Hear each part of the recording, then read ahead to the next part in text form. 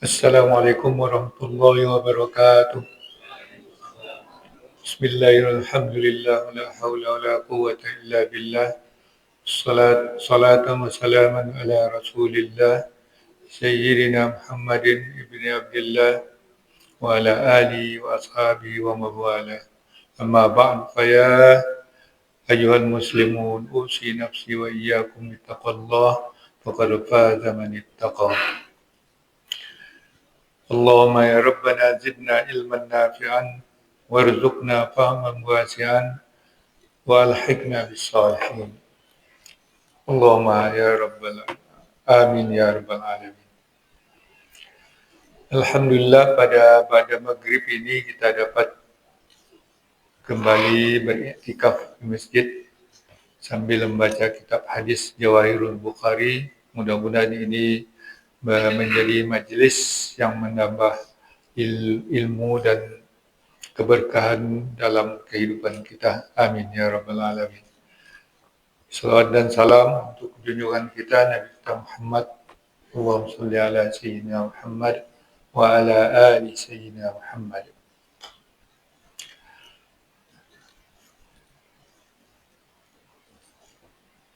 Pada halaman 190 kalau tidak salah ya, ada hadis, yaitu hadis yang ke-490.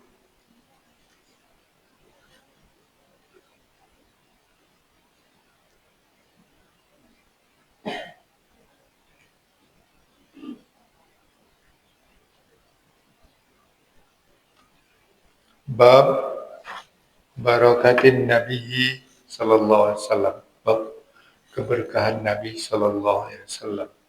Ini judul yang dibuat oleh musannif.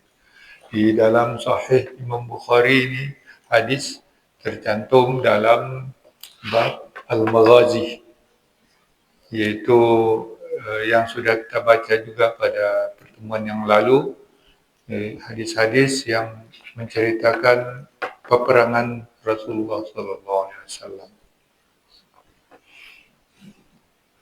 Jadi adalah salah satu hadis yang terkait dengan peperangan, ya, yaitu hadis yang ke-4053 disebutkan dalam kitab Al-Maghazi Sahih Bukhari, ya, yang diriwayatkan dari Jabir ibn Abdullah Al-Ansari juga.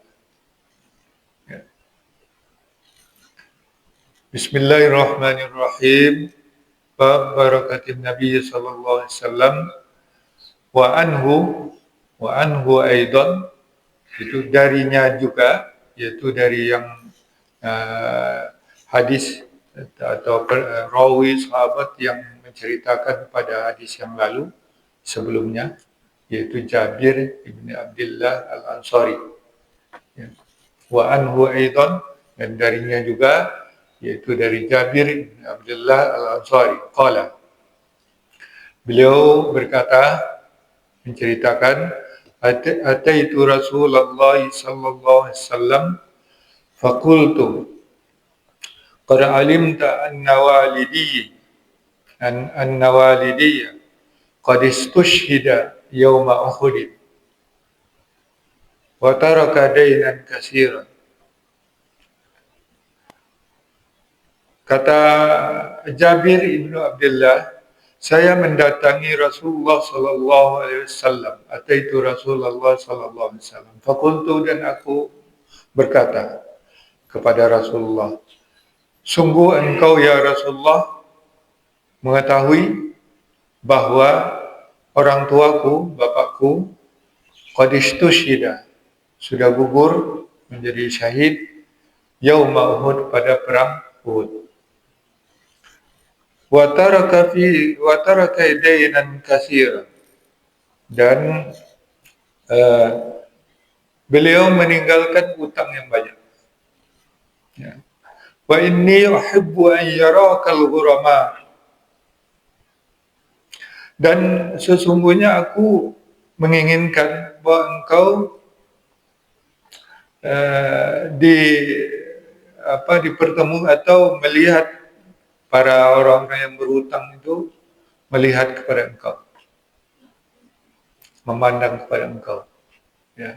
Yang mungkin harapan mereka memaafkan hutang-hutang kepada bapaknya itu dengan melihat Rasulullah SAW. Wa inni uhibbu an yarakal ghurama. Orang-orang yang punya piutang itu, aku ingin melihat mereka kepada engkau. Faqala, maka Rasulullah SAW berkata, izhab fabaidir kulla tamrin ala nahiyatin.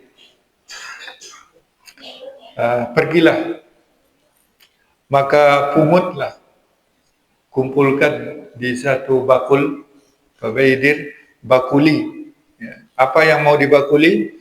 Kulla tamrin, setiap kurma yang jatuh. Ala nahiyatan, satu dari atas satu bakul. Ya. Fafa'altu, maka aku melakukannya.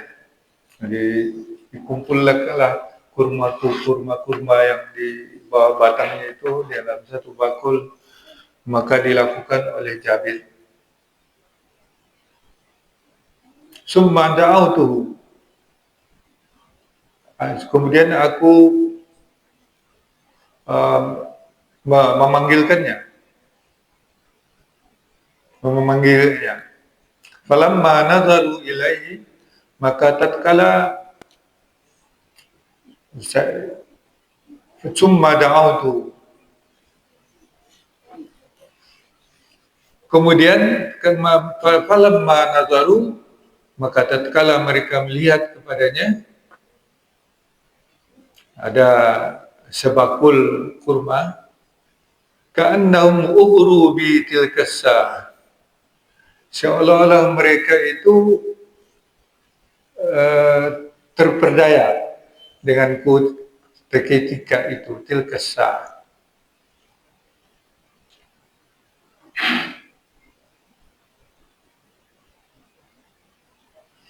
Ya.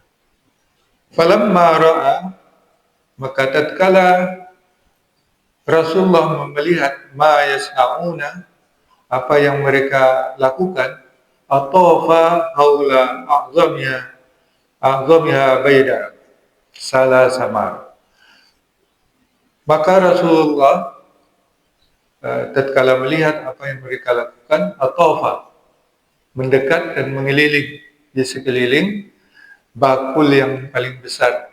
Haula a'zamiha, berarti ada beberapa bakul. A'zamiha, ya, haula a'zamiha baida salah samarot, 3 kali. Summa jalasa alaihi, kemudian Rasulullah duduk di sampingnya.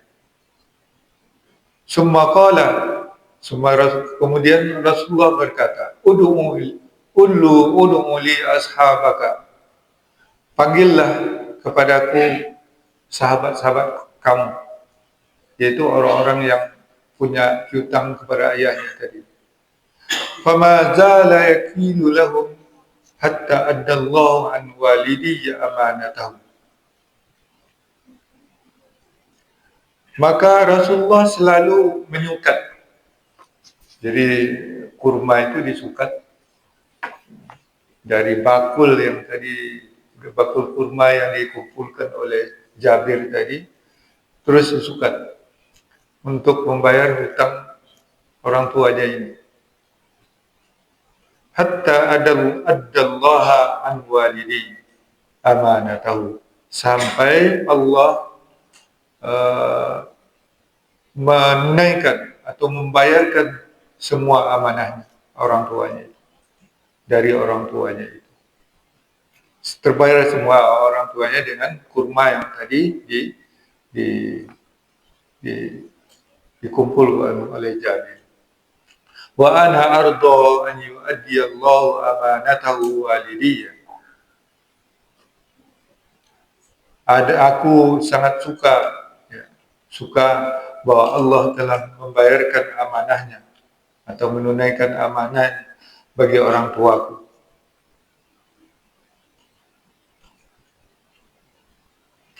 wala arji'u ila akhwati, dan aku tidak kembali kepada adik-adik perempuanku, bitamratin, dengan satu kurma pun. Semuanya tinggal di Rasulullah SAW.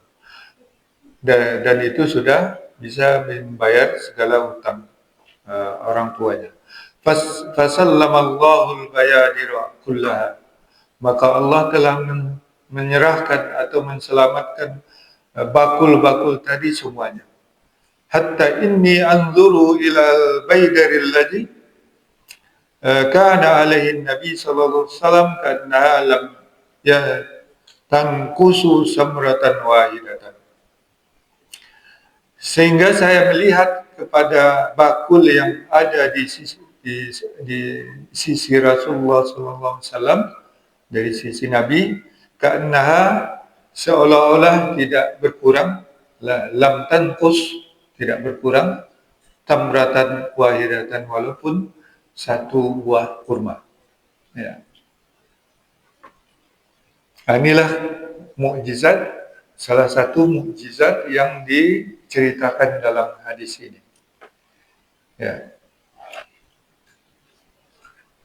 Yaitu sambungan dari hadis yang kita baca dulu, bahwa Jabir ini orang tuanya syahid dalam perang Uhud. Dia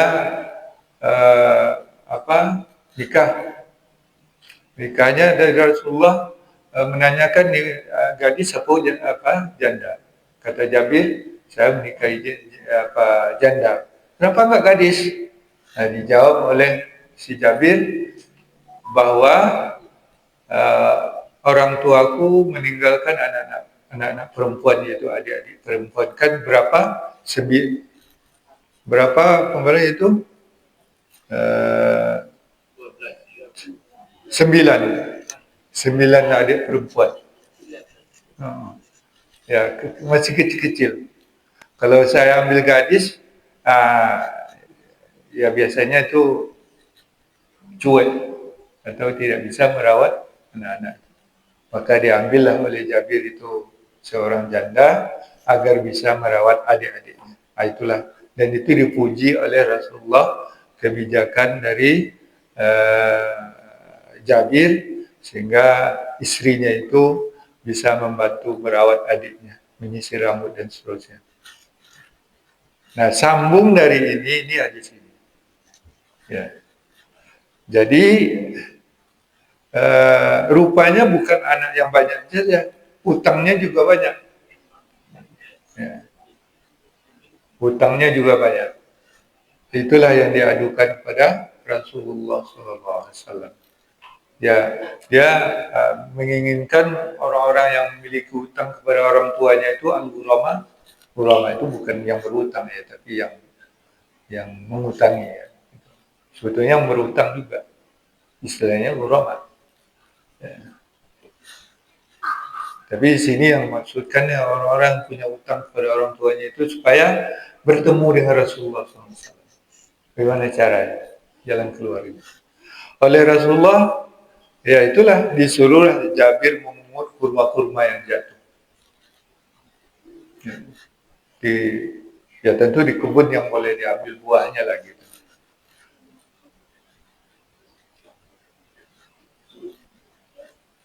Dengan sebuah baydar itu bakul ya, bakul yang digunakan untuk menempati, biasanya kalau kampung saya ada peket.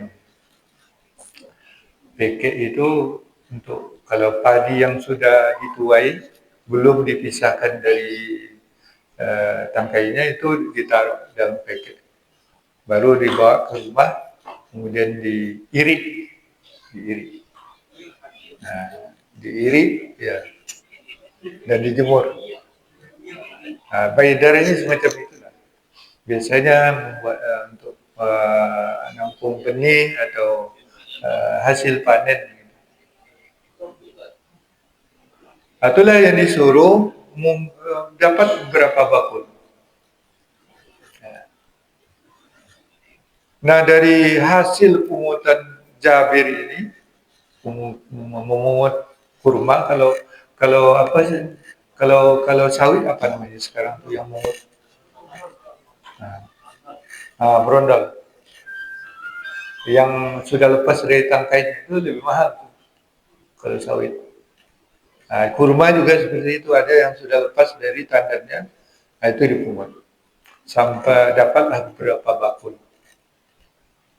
Ya. Nah, dari bakul itulah berkumpullah semua orang yang punya sangkut paut dengan orang tuanya. Maka Rasulullah menyukatkan berapa hutangnya, berapa dibayar oleh Rasulullah itu dengan memberikan kurma ini. Dengan sukatan cupak, ya, cupak itu, ya, ya, cupak. Sampai lunas satu persatu orang, per orang per orang.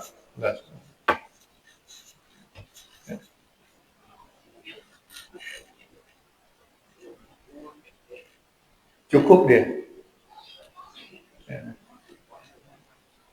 Bahkan yang dibakul di Rasulullah SAW itu tidak luar, tidak luar. Ada yang tidak kurang sedikit pun. Ya.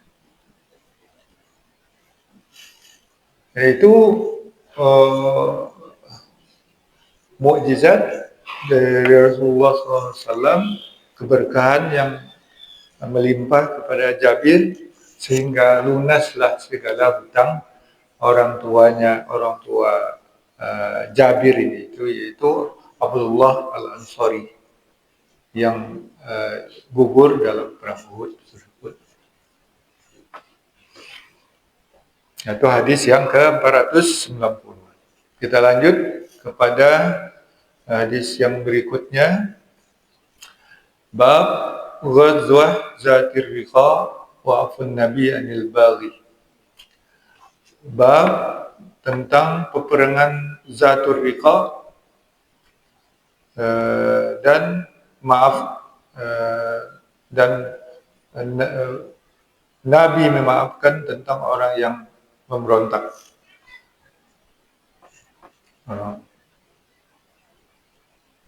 Hadis yang ke-40 di sini, hadis ini sebetulnya disebutkan dalam berbagai tempat, yaitu dari hadis yang diriwayatkan oleh Ibnu Abbas ini. An Ibn Abbas radhiyallahu anhu an Nabi sallallahu alaihi wasallam nusirtu bis-saba wa uhlikat adun bid-duburi bid-daburi. Di sini disebutkan juga dalam tafsir, kitab tafsir, tapi dalam kitab Ghazi diulang lagi, di dalam kitab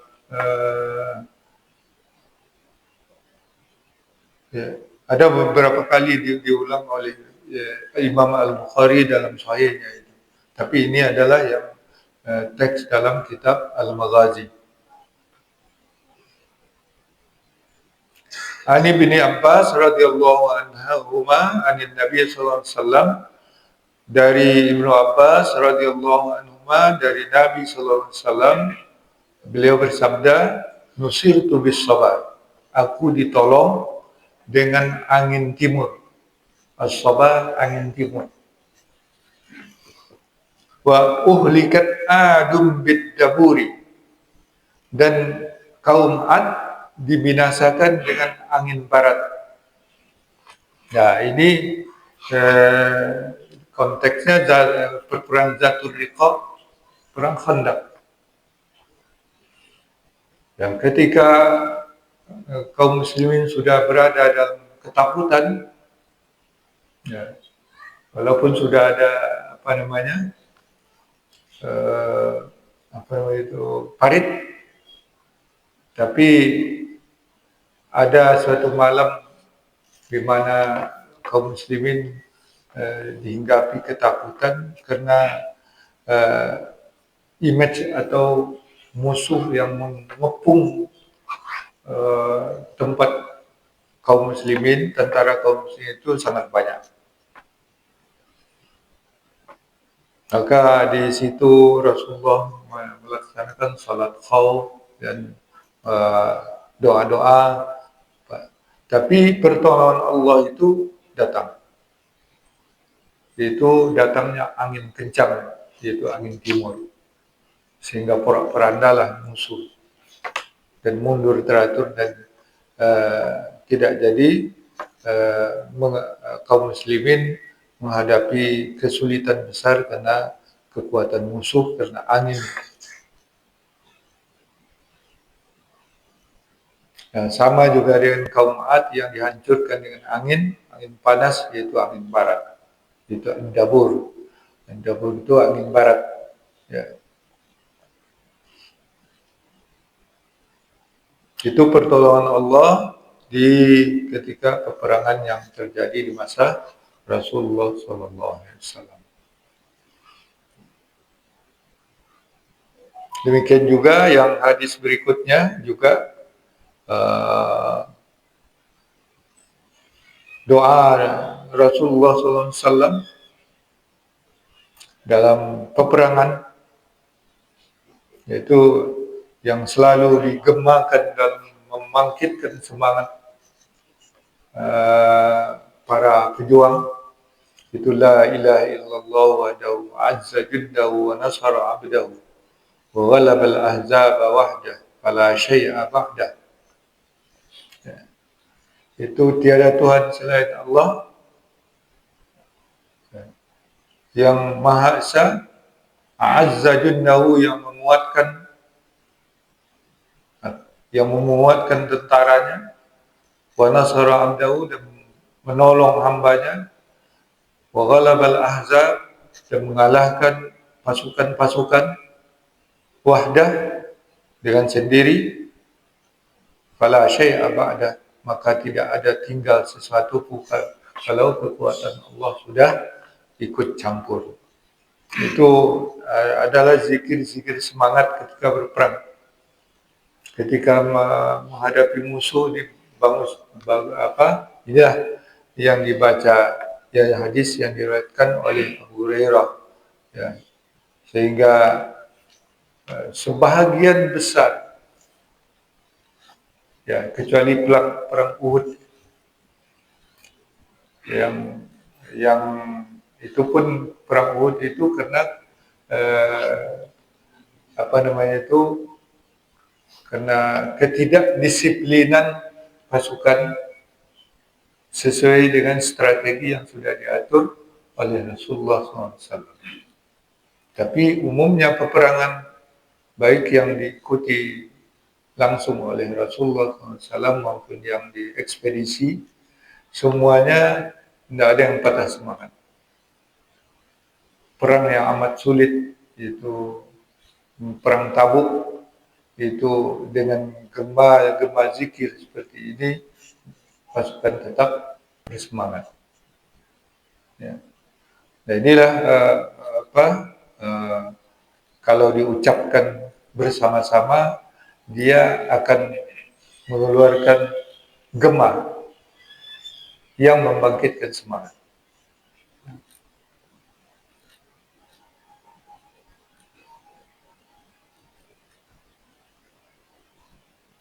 Itu diucapkan oleh Rasulullah SAW dan diikuti oleh para sahabat.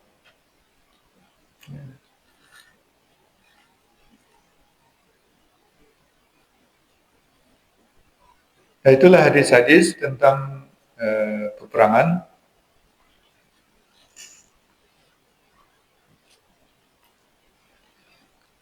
Sebelum kita lanjutkan lagi, kalau ada yang harus kita diskusikan, silakan. Ya.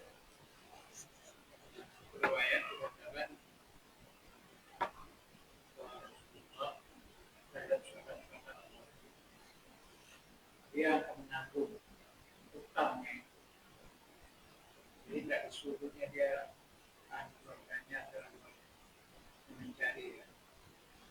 Karena aku belum ingin mereka. Saya lebih berhak membayarkan itu. Ya, jadi utang-utang itu Di perang Uhud kan tidak ada harta rampasan yang dibagikan. Pada perang-perang yang tentara kan dapat bagian. Dan itu bisa melunasi seluruh hutang-hutang yang ada ditinggalkan oleh apa. Jadi di perang Uhud ini ya karena kaum muslim menderita kekalahan, ya tidak ada harta rampasan yang bisa dibagikan untuk membayar. Jadi dalam kasus ini Rasulullah mencari jalan keluar. Ya mungkin seberapa dapatlah kurma yang dikumpulkan dan yang jatuhan itu, ya, dan seberapa banyak utangnya. Sebetulnya tidak sebanding. Cuma karena para ulama mengatakan itu mukjizat Rasulullah yang menyukat kurma-kurma itu tidak berkurang. Sehingga lunas seluruh utang-utang. Ya, ya tentu kebun-kebun para sahabat lah. Ya. Sehingga kebun kurma Rasulullah sendiri.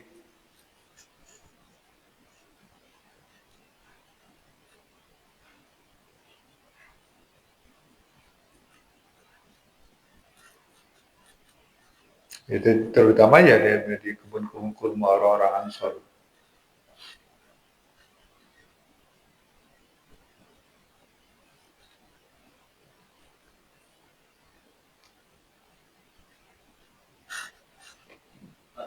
Ya. Dari hadis tadi kan Rasulullah menyuruh sejak berdiri memungut kurma yang jatuh. Di kampung kita itu ada juga tradisi kalau buah-buah itu yang tidak dipakai jatuh dia tidak ada penjaganya. Itu halal diambil. Boleh diambil.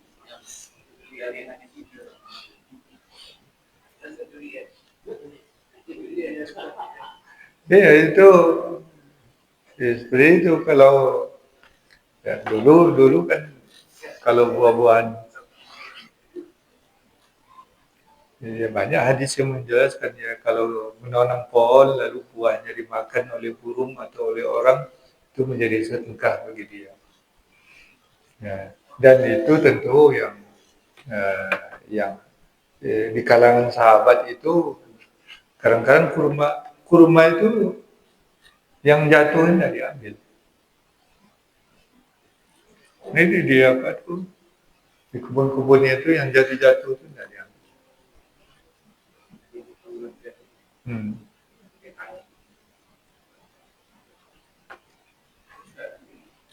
Ya. Jadi ada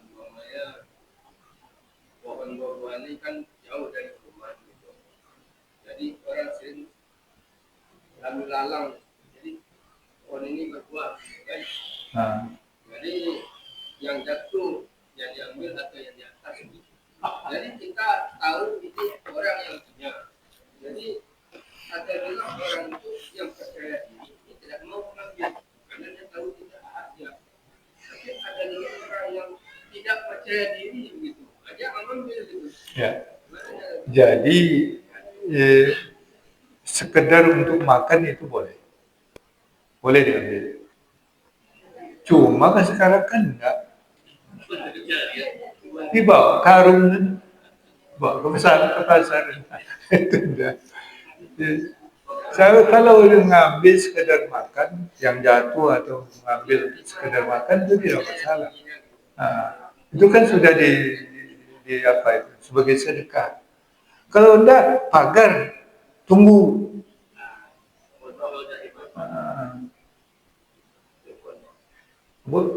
Tunggu situ.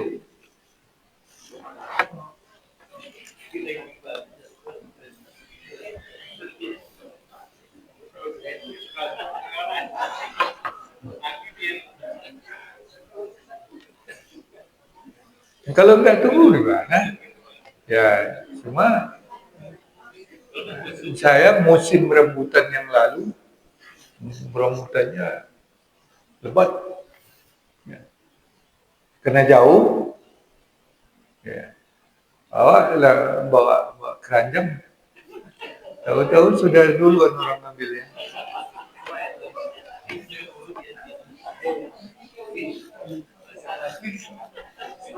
Itu enggak.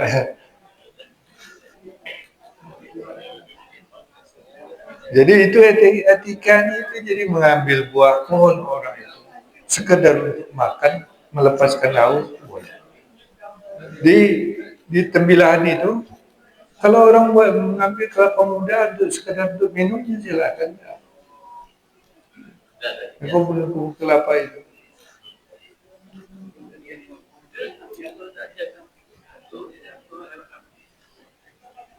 Tapi kalau tandannya yang turun itu udah lain.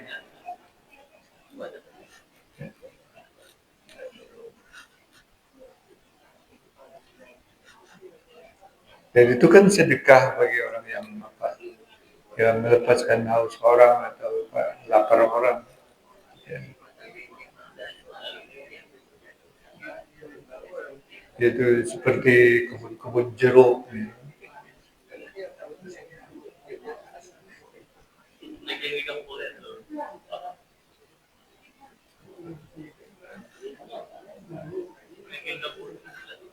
Ya.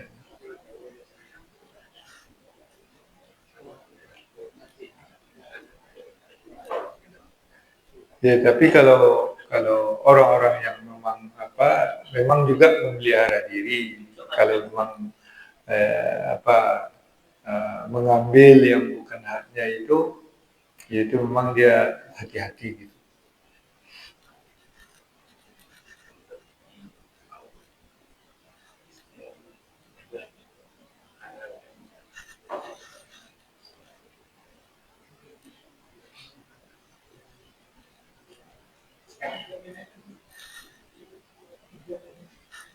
Ya. Ya. Lihat ada hadis, beberapa hadis lain yang dibaca, jadi banyak apa ya kisahnya itu di kehidupan Nabi di Madinah, yang berhubungan dengan banyak kehidupan yang Iya. Ya. Jadi ini bab-bab tentang orang Ansor, orang Muhajirin. Ya, itu hadis-hadis yang belakangan ini. Muhajirin kan ada Muhajirin ketika sudah pindah ke Madinah. Jadi orang Muhajirin ini orang yang sudah pindah meninggalkan Mekah dan tinggal di Madinah. Itu namanya, jadi orang-orang Mekah yang tinggal di Madinah itu bersama Rasulullah itu disebut Muhajirin. Sedangkan penduduk tempatan disebut orang Ansor. Ya, hadis-hadis ini mengikuti bab-bab yang yang disusun oleh Imam Al-Bukhari, dikutip supaya mewakili semua. Jadi ini nanti kalau kita tamat membaca ini sudah mewakili seluruh Sahih Bukhari. Ya gitulah maksudnya. Jadi diambil sedikit-sedikit dari bab-bab ini.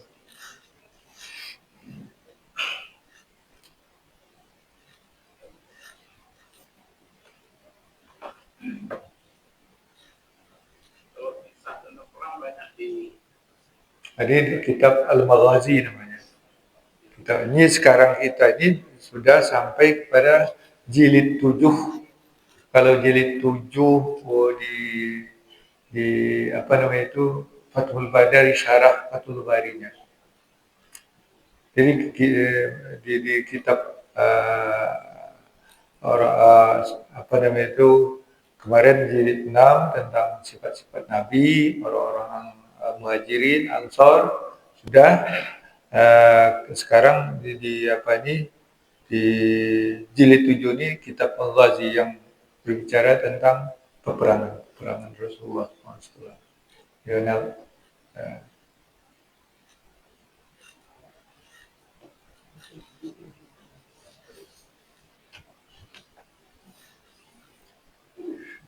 kesulitan membaca bagaimana sulitnya dalam peperangan dan hal-hal yang dialami oleh para sahabat. Itu diceritakan dalam hadis-hadis. Dan itu menjadi sumber sejarah tentang peperangan-peperangan.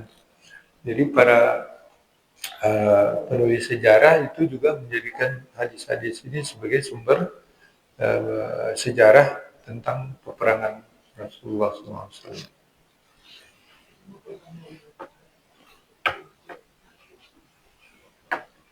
Baik, kalau tidak ada lagi kita cukupkan. Kita menunggu Isya dan mudah-mudahan menambah. Tentang perang ketika zaman Nabi itu kata sahabat dia tidak mau diajak perang, dia bermacam-macam alasan dan Allah tahu. Ada. Namanya sahabat yang tidak mau ikut perang termasuk kategori sahabat Nabi. Ada kisah-kisah yang itu, kisah-kisah sahabat-sahabat dalam, bahkan direkod atau diabadikan dalam Al-Quran.